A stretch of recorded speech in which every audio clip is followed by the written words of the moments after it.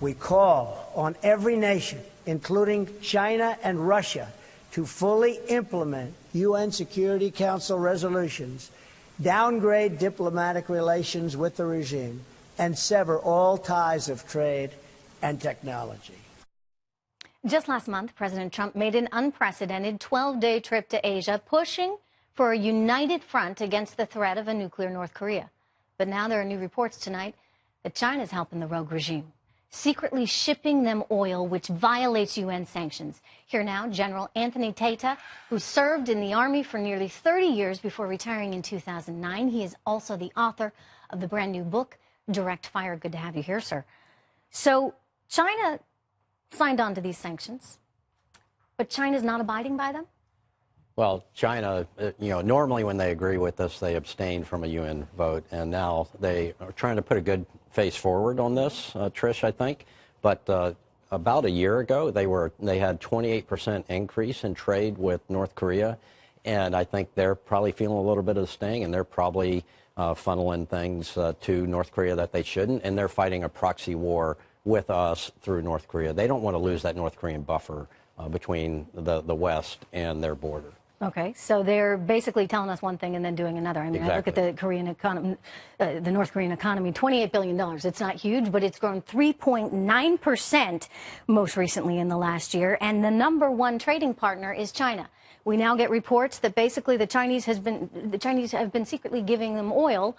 So doing this trade transaction, if they're growing nearly 4% and their only partner to trade with is China, it means that China is not doing what it promised to do. So how do we go back at China and make them understand? Well, I think we need to tighten the screws on China now, obviously, diplomatically. You think about fighting a war, and that's what we're doing with North Korea right now. It's just not a hot war.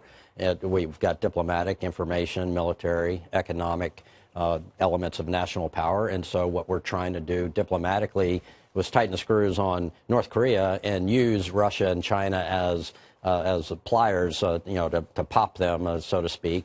But they're not doing their part, and Russia is not innocent in this thing as well. And so but we have the purse strings, right? I mean, China doesn't have a lot of economic opportunity without us.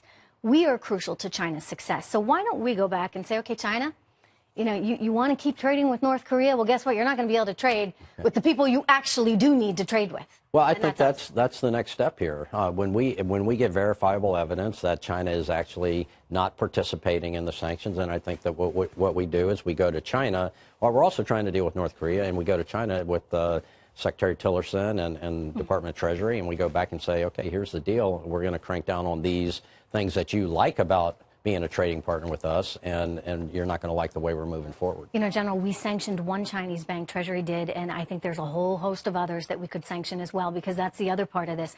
Those Chinese banks are doing enough business somehow filtering this money through the North Koreans as well. So there's a lot of opportunity. I think Treasury could actually do something about this in a pretty big way. Before we start talking about actual force, right, which is your domain, I think that there's a lot of opportunity, at least on the economic front, for us to do more. Well, I agree with you, and I think the president's new national security strategy supports exactly what you're just saying. They talk about protection. They talk about the prosperity of Americans. Well, there's a big linkage between prosperity in America and the Chinese economy, and so you have to sort of unpack that a little bit before we go in there, and you got to be very surgical about what we do. Well, a lot of people tell me, well, the businesses won't like it, American companies well, there's will a go huge ballistic second-order because they don't want impacts. to lose this opportunity in Right. this huge market.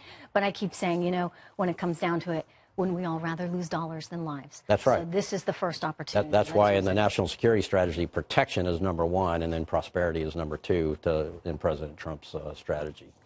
Thank you for the book. You're welcome. I look forward to reading it.